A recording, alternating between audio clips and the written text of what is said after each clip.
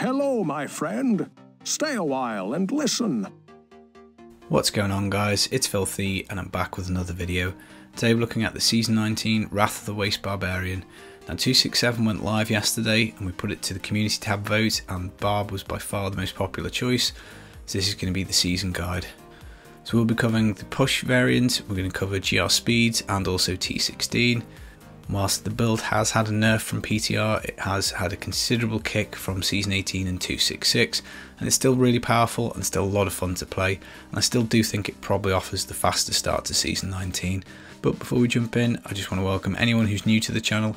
Hit that subscribe button if you haven't already done so. As always, guys, a thumbs up is appreciated. One other thing, guys, these are the Lilith wings, so the BlizzCon exclusive. Look pretty cool, pretty nice. So if you'd bought a virtual ticket, these should be already waiting for you. So yeah, pretty cool. Now in the background, we're on my hardcore account. I've got under 800 Paragon. I've got sheet damage of under 600,000. And we're going to do GR19 about 5 or 6 minutes. And that's with getting lost on the map as well. So we obviously would have done it a bit quicker if I had any sense of direction at all. But that should go to show just how easy this build is to play. We don't have to have mega high damage, we don't have to have good gear. The gear is absolute trash that I've got, so we will go through it later.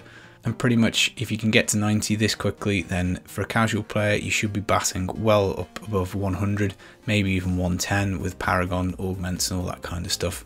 Obviously some complete baller players will probably get closer to 130, maybe even a little bit higher, but as I say, very easy to play, and I've even probably got the wrong weapons on and we're still smashing 90 pretty hard. And one of the things that I like about the Wrath of the Waste is it is very flexible. It's a great build for GR pushing, it's a great build for GR speeds, it's also very good for bounties and for key farming, and there's like an absolute litany of swaps you can make to increase move speed or utility. There's absolutely loads you can do. But I'll cover the build that I was playing in the background. I'll talk about swapping the weapons because that's probably going to be the main thing you're going to want to do. We'll chat through some of the runes on Whirlwind, talk about some swaps maybe for a GR speed, and then look at a T16 version. Now obviously we get Wrath of the Waste for Season 19 Haedrig bag, so it's really handy. The 2-piece will give us 500% extra damage on rend and increase its duration to 15 seconds. Whilst we Whirlwind on the 4-piece we get 50% damage reduction, our rends also deal triple damage. For the 6-piece, Whirlwind gains the Dust Devil rune, doesn't really matter, and Whirlwind and Rend both have the damage increased by 10,000%. Now realistically, as this is a Rend build, we're not really concerned with the Whirlwind damage, but if you look at Rend, we're getting multipliers on the 2, 4 and 6-piece, which is obviously all really nice. It means that Rend does hit very hard. Now new for 267 and in the cube we've got Ambo's Pride. This is a one-handed mighty weapon. There aren't that many in the pool, so it's not that hard to come by. And what this does is when we attack with Whirlwind, we also automatically apply Rend, and Rend's damage is now dealt over 1 second. So if you remember from the 2-piece Wrath of the Waste, Rend dealt its damage in 15 seconds. Because this gets squished down to 1 second, that's essentially a 15 times modifier, which is pretty huge. Also in the queue we've got Lamentation. Rend will now stack up to 2 times on an enemy, so that is double damage. Now quick note on attack speed, because we can get 2 Rends at once and because they only last 1 second, that means if we get our attack speed up to 2 per second, then we will be applying as many Rends as we can for max damage. Now with some of the weapon choices, in fact with all the weapon choices, you don't need to gear for attack speed at all, you will reach this number naturally. We'll talk about that when we get to the weapons. We're also going to be taking the Crimson set, which we didn't on PTR, but this just adds another modifier. So the way it works is the 3-piece we get extra damage for every cooldown roll that we have, and we also get extra damage reduction for every resource cost roll. So the 2-piece gives us a 20% boost to cooldown and resource cost reduction, as well as a little bit of life per second. So the idea is that we can now take rolls on our gear to kind of adjust the build up and down how we want. If we want more damage, we just jack cooldown everywhere. If we want more toughness, we go for resource cost reduction. Now you can just take the 6-piece Wrath of the Waste, lose the Rogue and run a convention, and obviously you put the Lamentation belt on and you'd put maybe a Mantle of Channeling in the cube. Now I prefer the Crimson set because COE is always a bit clunky, because if you happen to be in your damage window, which is going to be physical for this build and all Rend Whirlwind builds, and you happen to be avoiding an explosion or arcane lasers, then you just miss your damage window and you don't get to do it much more damage until it rolls around again. With the Crimsons, the damage, it's just there all the time, which is quite nice, and the 30% damage reduction from the 2-piece and also from our Paragon points and resource cost reduction does make the build very smooth, and as I say, we can then tailor it up and down to meet our needs. As for slots, Crimson's has to take the belt, and then you're going to pick trousers or boots depending on whichever one you've got is rolled better. Now looking at the weapons, you've got choice of 3 for pushing. I don't think these are the best that I've got on, but they're most likely to be the ones that you'll find at the start. Because you'll be upgrading one-handed mighty weapons in a cube, it's not that hard to complete this set because again there's only 7 choices, so these should pop out fairly quickly. They will increase fury generation by 15, which is what gives us max fury whilst we stand here not doing anything. We also get 45% attack speed and 45% move speed, so we do hit that attacks per second number that we need to with these on, but as I say, that will be the case for all the other weapons. Now because we get fury generation with these, it means that we have complete freedom over whatever room we pick on Whirlwind. If we go for any of the other options, we don't get that luxury because we're probably going to have to take wind shear to make sure that we have enough fury. Now best in slot will probably be the Little Rogue and Slanderer. This is because we get 6% extra attack speed, but also 6% damage and armor, stacking 5 times. That's 30% damage, attack speed and armor, so we get extra damage and toughness, which probably means that that's going to be the best way to go. But obviously, as I say, RNG wise these are harder to find, and I don't have a complete set yet, which is probably one of the reasons why I'm sticking with the Bulkathos blades. So then the final option would be to take an Echoing Fury and an Ambo's Pride on the character, and then put maybe a Furnace in the cube for extra elite damage. The Echoing Fury will give us attack speed when we kill things, which is nice, so we do get up to the 2 attacks per second again. But unfortunately, this is slightly difficult for the Rift Guardian, because what it means is that unless they have adds, our attack speed bonus for Echoing Fury does drop off. So again, that's maybe worthwhile playing around with, but I suspect we'll probably find that the Little Rogue and Slanderer will be easier to play once you do find them. So it'll kind of probably be a progression, Bulkathos to the Little Rogue and Slanderer, then maybe if you're going to fish for the right Rift Guardian at the end, you then might transition onto Echoing Fury and Ambo's Pride. So that would probably be the kind of transition that you'd work to. But looking at the rest of the gear, we're going to take an Obsidian Ring of the Zodiac. This will give us a 1 second cooldown reduction on any of our skills when we hit with the Spender. Whirlwind is a Spender, so that will give us pretty much perma uptime with Ignore Pain and Wrath of the Berserker. Another reason why the Crimson set is so handy, because with that and the Zodiac, you've pretty much got perma uptime on those skills, provided you've got enough density. A Band of Mice is going to keep us alive. This offers an 80% damage reduction for 8 seconds whenever we use Furious Charge, Ground Stomp or Leap. There's an argument for taking any of these 3 skills. I'll go through with why I've picked the one I have when we get to them. We're going to take Mortix Brace. That's going to give us all of the runes on Wrath of the Berserker, again meaning the Crimson and Zodiac are very important, because perma uptime on the Berserker means that we get extra damage, toughness and life per fury spent, which is nice. And then lastly, we've gone for a Flavour of Time, and that's going to give us double pile-on effects. So again, this is just generally handy, but when we're doing those extreme pushes and we want to get the maps that are really good, we get double pile-on duration, so very, very handy. And obviously we're going to round things out with a Rourke and a Cube to make up our set bonuses.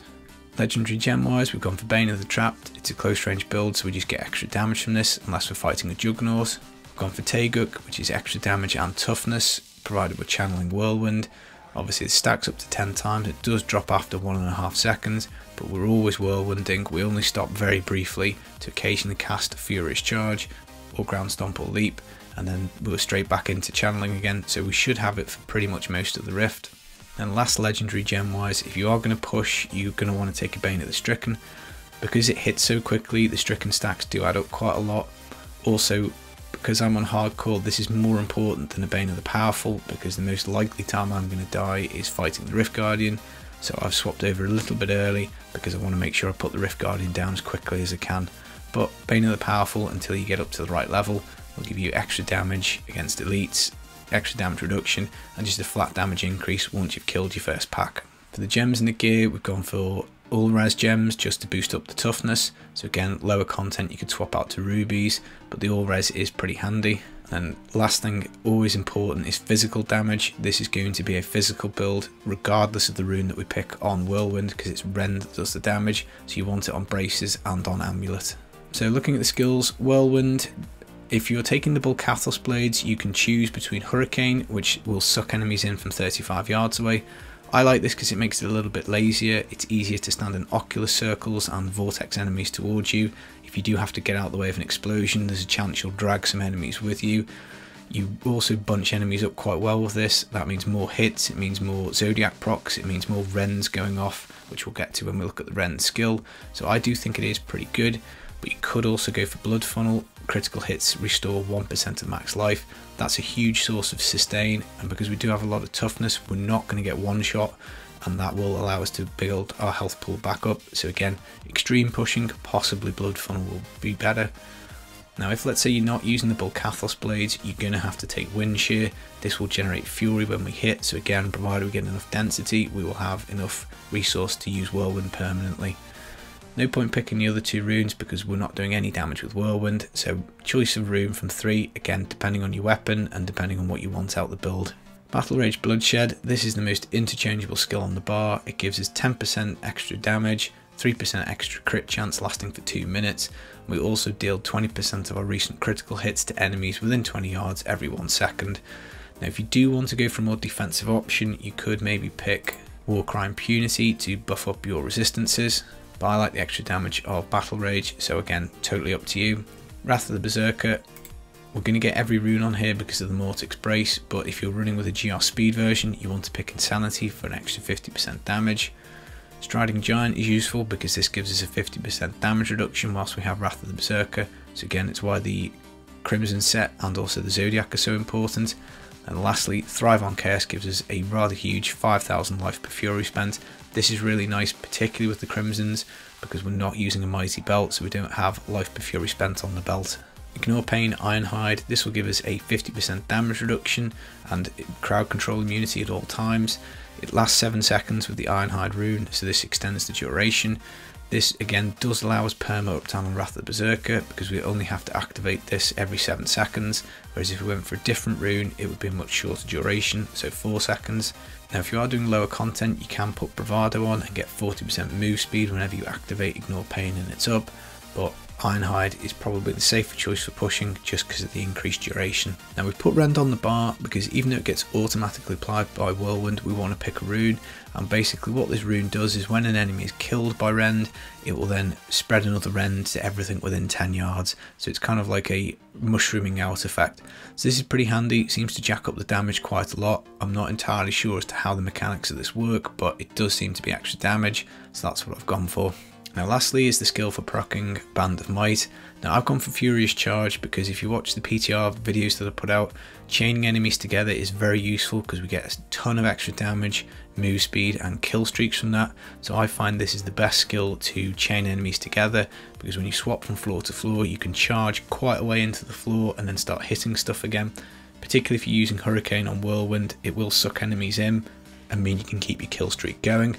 Again, for extreme pushing, you might want to pick Leap Iron Impact for 150% armor buff for 4 seconds, which would help with toughness, or you could go for Ground Stomp Wrenching Smash to group enemies up, particularly if you're not using the Hurricane rune on Whirlwind. So as I say, choice of 3 skills, but I quite like Furious Charge, so that's the one that I've gone for. Now I'd keep the Merciless Assault rune on because you want to reduce the cooldown on this as much as possible, so if you do hit enemies, it's much closer to having your charge refunded, and again you don't want Zodiac procs going into this, you want it for Ignore Pain and Wrath of the Berserker. Passives wise, Nerves of Steel just seems to make sense, particularly for me on hardcore at the moment, but in general there are random stuff that can happen into the game, so it's worthwhile leaving this on. But from the footage you'll see I don't really come close to proccing, so you could go for something else with a bit more damage. Rampage gives us 1% strength increase for 8 seconds, stacking up to 25 times. 25% extra strength is extra damage and toughness. Ruthless gives us 40% additional damage to enemies below 30% health, really handy for the Rift Guardian fight because it's like getting a massive damage boost when they get down to 30. And then Boon of Bulkathos gives us 30 seconds off the Wrath of the Berserker cooldown, which allows for perma uptime. So if you are going to swap off Nerves of Steel, I probably would pick Brawler because chances are there's going to be multiple enemies around, so again 20% damage. It's not so handy for the Rift Guardian if they don't spawn ads, but again, totally up to you. But Barb's got some really good passives, and you could always play around with Unforgiving to generate Fury per second. Whether you get enough to be able to take off Wind Shear if you're swapping out the Bulkathos blades, probably not, but again, you could have a play with it. And then Pound Flash will be more move speed. So this is more applicable for GR speeds. So playstyle wise, it's quite easy. You want to activate Battle Rage straight away. You're then going to want a Furious Charge to get your 80% damage buff up. activate Ignore Pain and Wrath of the Berserker, and just keep activating them whenever they're off cooldown. Every 8 seconds you get a Furious Charge, Leap or Ground Stomp to proc your Band of Might. Other than that, you pretty much just hold down Whirlwind the whole way. It's a very easy playstyle and quite a lot of fun. So in terms of GR speeds, I just replaced Mortix Brace with the Nemesis Braces and probably drop the content by about 5 levels. You can also put Ignore Pain Bravado on to get a bit more move speed, and that would serve you pretty well as a decent speed build. But there's all sorts of other move speed items Barb's got access to. Wreath of Lightning would be quite nice. You could take a Chanelix Chain, because obviously the Lamentation is giving us double damage, so if you're playing, you know, again a few rift levels down, you could afford to take this off and go for move speed. You'd obviously have to work Warcry onto the bar, but that's not too much of a problem. Maybe take off Battle Rage Bloodshed. Now obviously it's going to take quite a bit of time, I think, to come up with the best speed build for this, so again we'll have to sort of see how things play out, but speed wise it is pretty good. Not quite how it was on PTR where we could do 90 in about 2.5–3 minutes every time, but with the correct gear and Paragon it's not going to be massively far behind that. And personally I'd say this nerf is probably about 5 levels. It's difficult to judge because we don't have the season theme, but it's not been hit that hard. And considering the sheet damage is under 600,000, we are going pretty high with this. So the question begs as to how far this build will go. So if we're doing 90 in 5 minutes, then we could easily do maybe 95, 97, something like that, depending on us having enough toughness. We could probably treble the damage figure that we've got at the moment without really getting into augments. So I think even a casual player should be able to get to 110 with this in a season. Obviously the more time you put in, the better level gems you have, the more Paragon, it will just go up and up, and I'm going to assume somebody's going to clear probably 130 with this on the season, and it is pretty good. Now in terms of Paragon, you don't need any points in Max Fury. You want to get move speed up to 25%, and then the rest goes in strength because you are so tough. For offense, you don't need attack speed, so that's going to be your last one to get. So you're going to go for cooldown reduction, and then your crits, and then attack speed. Defense, you're going to go on to go for all res, life percent, armor, life regen. Then utility, you're going to go resource cost reduction, life per hit, and then I probably would go gold fine rather than area damage, just because you don't really need it. But I think I've left this on from when I was leveling my Barb earlier. Now guys, I did say the gear is absolute trash. This weapon is fairly decent, but the rest of it is awful. So non-ancient gloves, non-ancient rings, the roll on the Band of Might's poor, non-ancient trousers, non-ancient boots, non-ancient second weapon with no socket on, non-ancient braces, non-ancient amulet, same for the helm, not ancient. Rend damage on the chest piece is important, but it's only 11% and it's not ancient. And the only ancient piece of Wrath of the Waste I've got is not very good because we don't want area damage. So in terms of stats, as I say, this is D3 planner link, but you basically want to get physical damage on Bracer and on Amulet. Then you want to get crit chance and crit damage wherever you can. You don't need any attack speed because of the Bulkathos blades, so you don't need to roll for that. And we don't get any benefit from area damage either, because that only works when we manually cast Rend, which we're not going to bother doing, so no area damage. So strength, double crits, and obviously cooldown is hugely important just to make the build function, but also because it's extra damage for the Crimson set. My sheet cooldown is about 50%, and obviously it could be higher. I could get cooldown on my shoulders and also on my second ring, as well as on both weapons because it's not on there. Now in terms of T16 guys, because we only have to get to GR75, we can now dump the Crimson set because we don't need the damage. We can then put a gold wrap in the cube. This is nice because it means that we will be immortal whenever we pick up gold. So we go for a Boon of the Hoarder, so enemies will always drop gold and we will thus become immortal. Now I've still gone for Band of Might because again I'm on hardcore, so I don't want to be proccing my cheat death all the time, but by all means you can take this off because you don't need the toughness provided you're killing stuff, so you'll get gold and you'll be immortal. So an Avarice Band would be a really good choice. Again, I've gone for convention at the moment because my gear is just so trash that I want the extra damage, but again it's something that you could easily swap out for something else. Maybe a Stone of Jordan, or you can maybe take a Larceny Ring and work a Fear into the build, and that would again give you some more move speed. So plenty of stuff to play around with, but for the moment, again, with the trashy gear that I've got, this does T16 pretty comfortably. We're also going to swap on to Strength Gems in the chest and trousers, just for that extra damage. One thing I would say guys is for T16 I would stick with the Bulkathos blades and leave on Hurricane, just because again you want to suck enemies towards you and just make your life as easy as possible. It's a really lazy T16 build and a lot of fun and very quick. And again, with good enough gear, you could probably work Wreath of Lightning, so you could probably dump your Taeguk and get extra move speed off this as well. So plenty of ways to jack the move speed up on this quite considerably.